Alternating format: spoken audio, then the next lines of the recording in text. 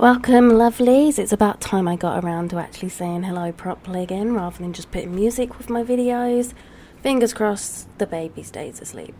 So, the idea of this was from a request for a vampire palace. Kind of more of a castle-y palace thing, so that was a great start. I mean, I don't know what's the difference between a castle and a palace. Welcome to Briarwood Palace. Oh my gosh. Well, it's been a while, darlings, and I hope you're still watching the videos, and if not, welcome as well if you're new. This started off as sort of like a vampire castle palace, and it came from a request, and kind of went a little bit over the top for the windows for that to actually happen. Done a fair amount of research into sort of Gothic style architecture and kind of combined that with a castle and a whole load of random ideas, basically. A lot of these ideas did come from churches, and as you get to the back window, that's pretty much where you can see that influence like straight away. So we start off really quite small. I think this starts off on a 40 by 30 plot, although I'm actually double guessing that, nothing unusual there. And I know I actually move it out to a bigger plot, which I believe is a 64 by 64, took me a minute. So, yet again, another huge build, but I definitely feel like it needed the add-on that I added, which you'll find out later, which is literally the best part of this build. So there's lots of decoration when it comes to architecture in the Gothic sort of style. Really tried to go with this straight away with columns and adding in like the little archways here. They are from BB Move Objects Cheat. And so that means they're not opening up like they would normally for doors or archways technically. So this is all moving really quickly, really move on with the decoration. Lots of it is black and white, kind of try and give it a slightly more modern feel, partly because I didn't have the right colours in what I wanted. I was really hoping to kind of have it all sort of like tan colour, so it would just come out beautifully, like it's just small little details, but that wasn't going to work, especially with what I chose, so I just went for it and thought, well, let's just go big and bold. So it's kind of got lots of influence from other places, and it's nothing really like the architecture that it's meant to be. So all in all, it was just lots of ideas. I went really crazy with the decoration on this, and I feel like it actually really brought it out of its shell, using lots of wall decoration around the towers. And as you can see, right away, there was a lot of roofing trouble with this. I had 3 rooms where I had to mess around with roofing, and some of it was like absolutely ridiculous ideas. So this part here is the back of the building. I was really tempted to actually move it to the front, and this is where you see most of the influence from those church building architecture style. As you can see, I really tried to go all out on the black, and that's way too much. Even looking at it now, I'm like, oh my gosh, what are you doing? So change it all up, and then we start adding other tones, so in the white and the greys, and it makes a big difference to the build just as a general, so it's not all in your face.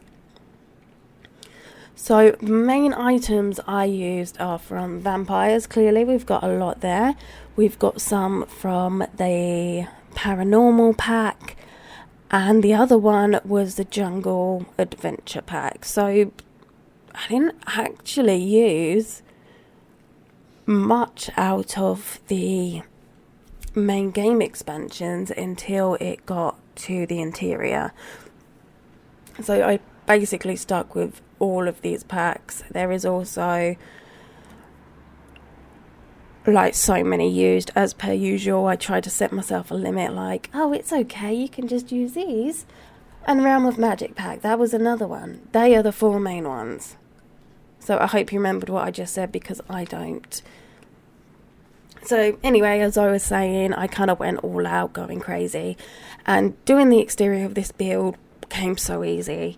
And from there, everything just went all over the place. Like, I got these ideas about having a grand entrance, like, hall and that didn't quite work, especially when it comes to the upstairs.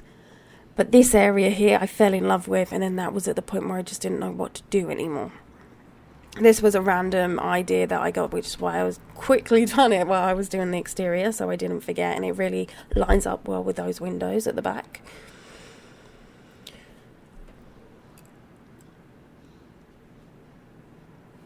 So everything here is coming together really nicely and really quite quickly.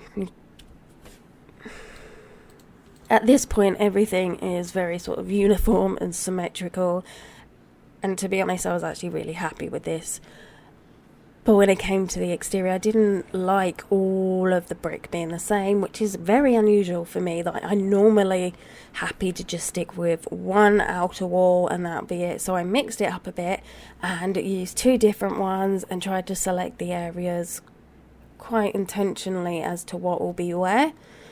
And I think those different brick styles actually kind of bring out the outside a lot more, in the fact that there's so much wall that you see. As much as I've tried to put lots of decoration in, there's still lots of space, and it was so overpowering leaving it as one. So we move straight on to the interior now, and these stairs, like, I love these stairs and I love using the platform with the circular bit, but is it just me that gets really frustrated with behind the little circular bit you've then got like the holes in between where it would have been squared off? It's kind of like, well, what's the point if it's going to do that? Why can't we just join it up? I mean, now my Sims are walking around with a hole in the floor. Luckily, they're not going to fall down it. But it's something that does, like, really annoy me. I love doing these round circular things, and then guess what? Try not to fall down the cracks, darling. So just zooming around, doing the interior, making sure everything actually fits properly. And with this current bit, kind of added a little archway, entrance hallway, and the stairs and more roofing, etc. And as you can see, I am just sitting here saying what I see, because I can't actually remember how I actually do this anymore. So bear with me, it has definitely been a few months since I've even attempted a narration. So lots of squares and things were going on there. That's because the roof was showing through. Everything was just going crazy, and this was the first part where it just wasn't going right, so I kept trying to corner it off and try and make it so the roof wasn't showing, and I was just like, well, that was sorted, to be fair. That room actually got fixed, and I don't even know what it was showing through in that room. So I love these little fence type bits. They are in the BB Move objects that are on the top. The colouring kind of annoys me a little bit because it gives it a whole different colour to the build, but they go so well, and it just takes a lot off from that big black decoration. So I'm doing lots of weird things here. This is the awesome tower. I would literally save these rooms and actually use it as a tiny home, because I fell in love with it, and it's just awesome. And it was kind of like the idea that it was going to be sort of like a witch's tower, or, you know, you can play out stories of having a trapped princess, etc. And this bridge, it took me forever to figure out, went way over the top with the decoration as well. I learnt not to remove the wall underneath. I've done this several times, and because it's moved above the basement level, I've been able to remove the wall from underneath. However, this time, for some reason, actually removed the archways as well. Building the bridge wasn't the most challenging thing. For anybody that wants to build a bridge, I have done a tutorial, not the best, but the best way to describe it is you build a room, and then you put one above it, then you remove the room below. You can then delete your walls, and then you've got a certain amount of freedom where you can go up and down depending on the other levels. It has to be not connected to either side and a certain amount apart so it doesn't intersect. That's what I was trying to say. On this one, I had to do it on the 3rd level, and it just depends on what the surroundings are, what it's capable of doing. I've been able to do it on occasions, like do a foundation and then to the bridge connected on the 4th level, so right up where the roofing would be. And then that's come down perfectly all the way down, and that's not been a problem. I tend to go for a bigger gap just because it makes it easier, but it also needs to be far away from anything, pretty much. So I done lots of decoration when it came to the bridge, and some of this really backfired. The podiums that are from the Vampires pack that you can see down in the bottom, it's just sitting in the foundation, so theoretically this shouldn't cause a problem. However, for whatever reason, my Sims could not go into the tower because of these podiums. I ended up removing a whole room, pretty much deleting all of the decoration on the bridge, and I still couldn't figure it out. And it turns out that those podiums all the way down the bottom make a big difference, apparently. So everybody that can do waterfalls with the waterfalls from either the University pack and the one from Island Living, I really have to think about this. It's been so long.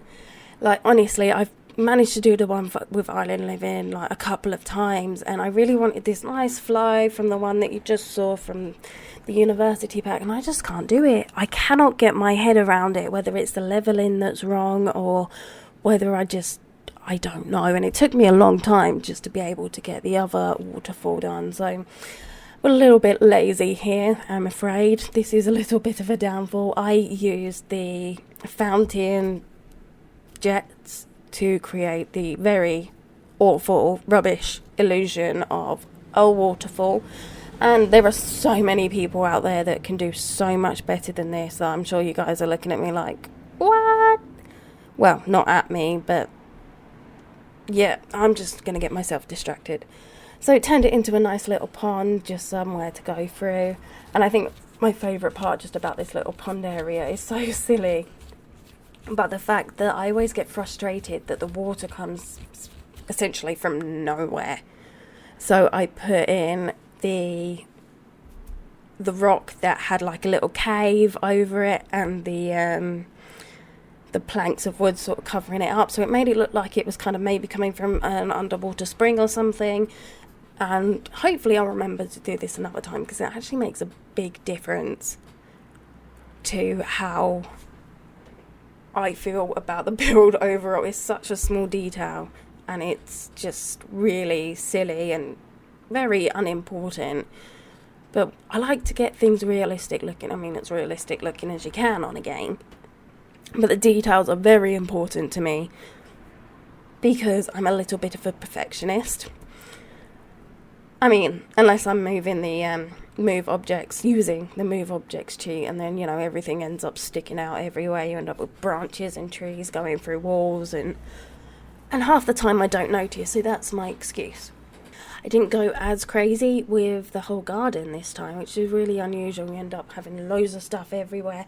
This is the last part that I actually really meticulously paid attention to, and it was kind of like meant to be like a ruin sort of just an area that was there before. I was kind of trying to make it a little bit spooky, and we just sort of added something else kind of hidden in the trees afterwards, to be fair. So, you know, you might have a fun hide and seek trying to find it.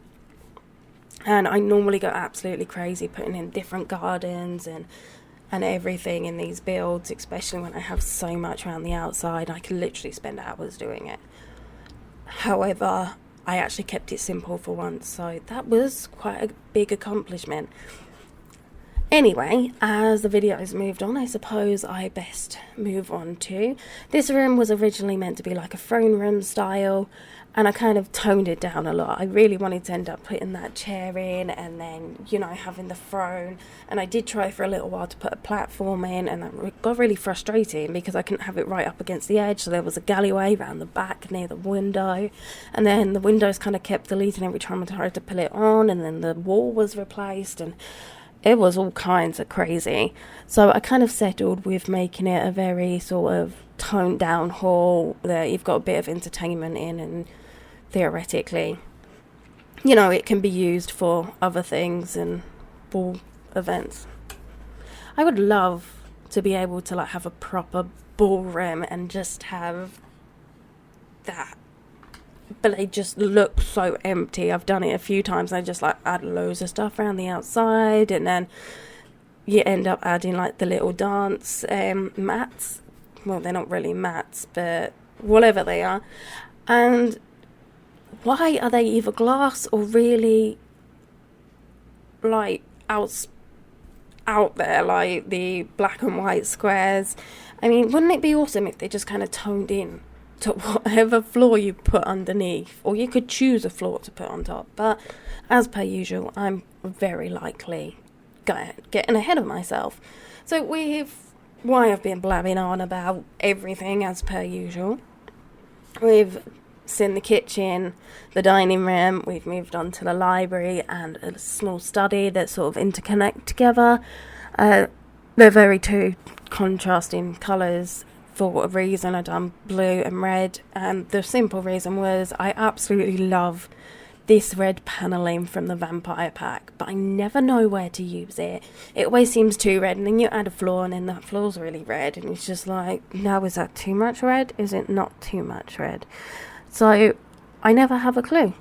So I just thought it went really well together against that other room. So moving on to the lobby entrance hall, the stairs were looking a little bit lonely, and to be honest, I love this little archway. It's kind of like a grand entrance into that further hall, like really building up on the dramatic entrance there. Lots of things are going on in this area. It's huge, so it definitely had to be filled. We've started with a small bar area, really emphasising on the realm of magic items. Almost forgot the word. You just saw my like big huge gap then that appeared from wherever. Items. And as you can see, going around the walls again, trying to figure out what has actually happened, because there was a lot of trouble with things in general, not being able to select it as a room, not sitting in the right place, and as I said already, the roofs were a bane of my existence in this build. It took hours to figure out for it to be so simple. So also added a seating area and a small cards area, so it's kind of like a really big glorified seating room with lots of different things to do, and that was amazingly well explained, so I deserve a round of applause there. So it was not seen yet, but in just a second after this has all been sorted with my awesome little platform, there's like a window seat. Who doesn't love a window seat? But as I was saying about the roofs, the worst one was above the lobby area, so in the entrance where the stairs come up. I done so many different things. I drew around the walls, I redone the whole room, and nothing was working.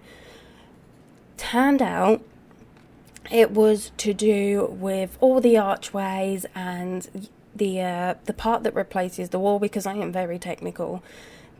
I can't remember what they're called, but basically it replaces the wall and it goes over the top. Apparently that was causing all sorts of problems, making the roof come in from the middle part and into the little alcove areas. So that was a bit of a bummer. I had to compromise, unfortunately, which is why we end up with archways and two separate rooms here, rather than just having it all open. I mean, it's not really the end of the world, and just lots of decoration here. Lots of sort of just because I could, and also because it's so narrow, I didn't know what else to put in it, so we're just kind of decorating it, and now is a pretty place to walk through. And as you can see, right there was just another play around with those walls, trying to figure out, just in case, will it work this time? No, it won't. Same problem here, which is why this roofing has dramatically changed. I really wanted to use the, I don't know whether it's an octagon. Yeah, octagon. Yep. Octagonal. I don't know if that's even a word now.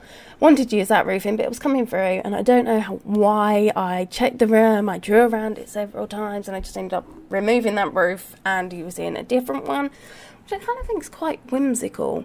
With that little sort of diamond bit in the middle, it goes. I think it works well. It was a very happy accident.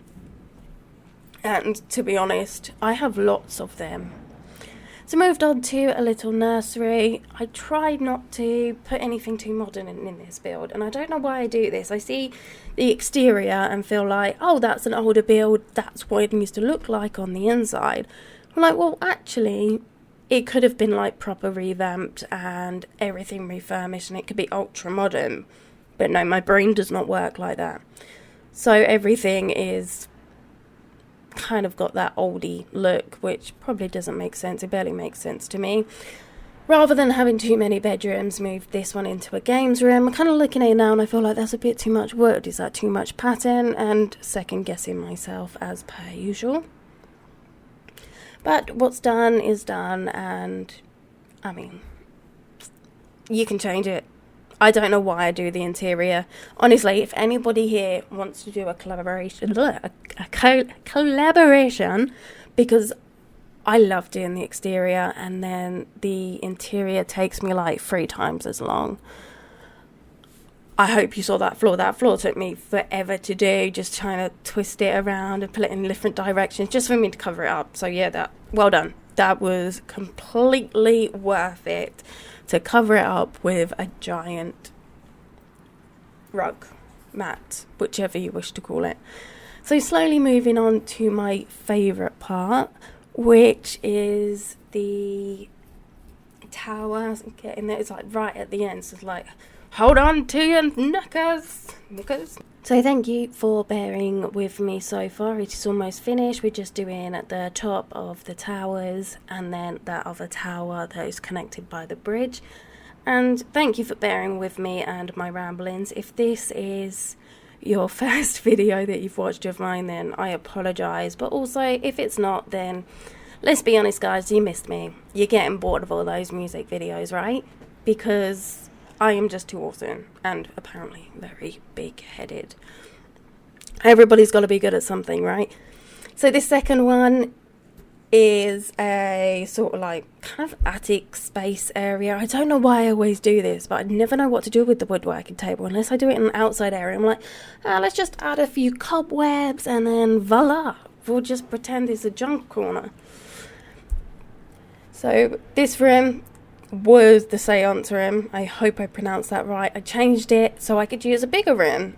I was like, I love this room, so I used it for the bigger one, and it looks even more epic, and there is a lot more space.